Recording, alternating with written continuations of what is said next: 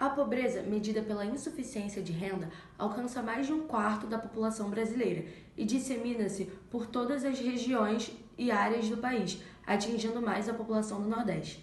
Segundo o site das Nações Unidas do Brasil, entre 2004 e 2013, os índices de pobreza no país caíram de 20% para 9% da população. No entanto, os principais aspectos da pobreza continuam os mesmos. Ela está mais presente no meio rural e nas regiões norte e nordeste do Brasil. Embora os índices de desnutrição do Brasil tenham melhorado neste século, a parcela de pessoas que passam fome no país ainda é considerável. O Brasil tem reduzido esse triste número ano após ano desde o fim da década de 90, conseguindo em 2014 chegar a menos de 5% da população na situação de subnutrição, e por isso foi retirada do mapa da fome. A tendência de queda foi interrompida em 2017, quando a fome no Brasil voltou a crescer, mas ainda não passa dos 3%. O Nordeste tem o maior número de pessoas em situação de extrema pobreza em relação ao restante do Brasil. No interior da região, o número chegava a 6,07 milhões de indivíduos vivendo em situação de pobreza extrema. Em 2016, no interior da região, o número chegava a 6,07 milhões de indivíduos vivendo na pobreza extrema.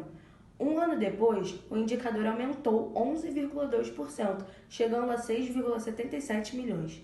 Natal, no Rio Grande do Norte, tem a situação mais preocupante de todas as capitais nordestinas.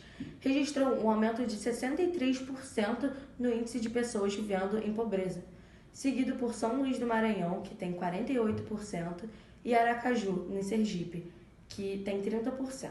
Por outro lado, algumas cidades vão no sentido oposto, tipo João Pessoa, Fortaleza e Recife, que registraram redução nas tabelas de pobreza. Uma das causas da pobreza e fome é a séria deficiência no sistema de distribuição dos recursos necessários para se ter acesso à alimentação. A maior parte da população pobre e subnutrida vive nas áreas rurais, onde a agricultura familiar prevalece como modo de organização de produção. Seguindo isso, aproximadamente 75% da população pobre vive em áreas rurais. Com isso, pequenos agricultores possuem 4 vezes mais chances de serem pobres do que qualquer outra pessoa que trabalha na área, o que reflete na sua renda e verba que poderá destinar à sua alimentação. Vale ressaltar que a maioria das fazendas agrícolas são desses indivíduos. O problema geral recai sobre a pobreza, que gera uma séria deficiência no sistema de distribuição.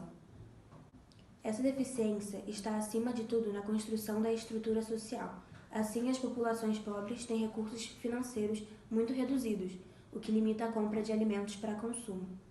Além disso, há outros motivos, como algumas causas naturais, como as cheias e secas, e causas humanas, como a instabilidade política.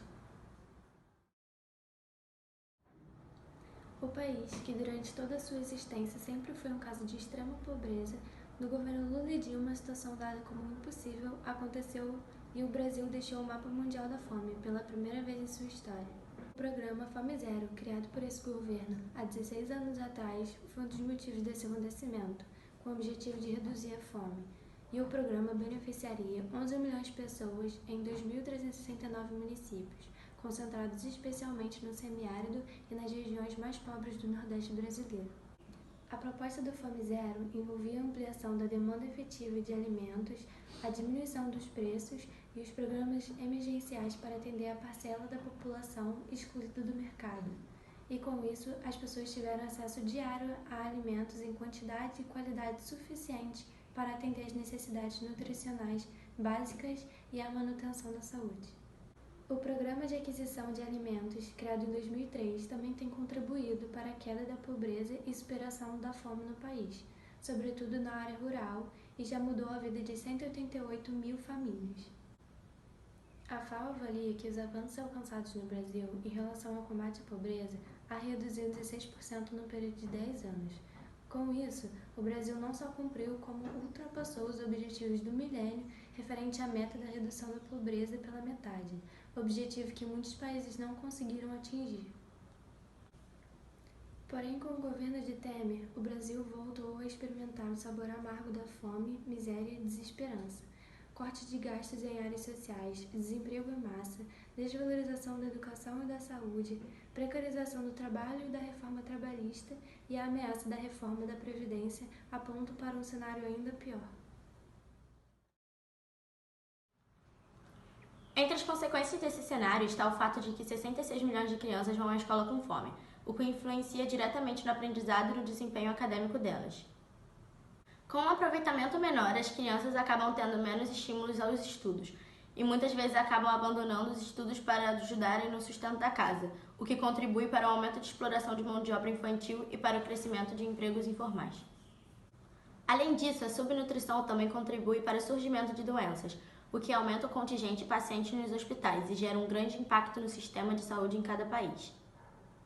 A fome gera o aumento da violência, roubos, empurra jovens para o uso desenfreado de drogas, exploração de trabalho infantil, prostituição, etc. No passado recente, o Brasil vem intensificando as intervenções no sentido de suprimir a extrema pobreza que atinge principalmente as regiões Norte e Nordeste. Através de programas governamentais, tem dado um pouco de dignidade a milhares de famílias que sofrem por fatores climáticos, falta de emprego e condições de subsistência, devido aos vários anos de esquecimento política pública que os favoreçam. Neste estudo, os autores indicam que o investimento na agricultura familiar seria uma das maiores contribuições para a redução da extrema pobreza, já que está mais presente nas áreas rurais dessas duas regiões do país. Sabemos que somente os programas sociais não são capazes de extinguir a extrema pobreza que estão submetidos milhares de nordestinos. Precisamos da geração de emprego e renda, educação de qualidade igualitária, desde a educação infantil, construindo assim uma base sólida de consolidará o crescimento cognitivo dessas crianças, afastando o incentivo externo de marginalidade, bem como ações que descaracterizem a corrupção e desvios de dinheiro que atingem diretamente os mais pobres, tirando o pouco que podem usufruir. Morte e Vida Severina. A obra retrata um diálogo que demonstra a vida miserável e a fome que se experiencia no sertão. O herói Severino é um retirante que foge da fome e da seca. Severino percorre o sertão em busca de uma melhor qualidade de vida no litoral. Severino chega a Recife e continua sendo marginalizado e se sente a viver na miséria.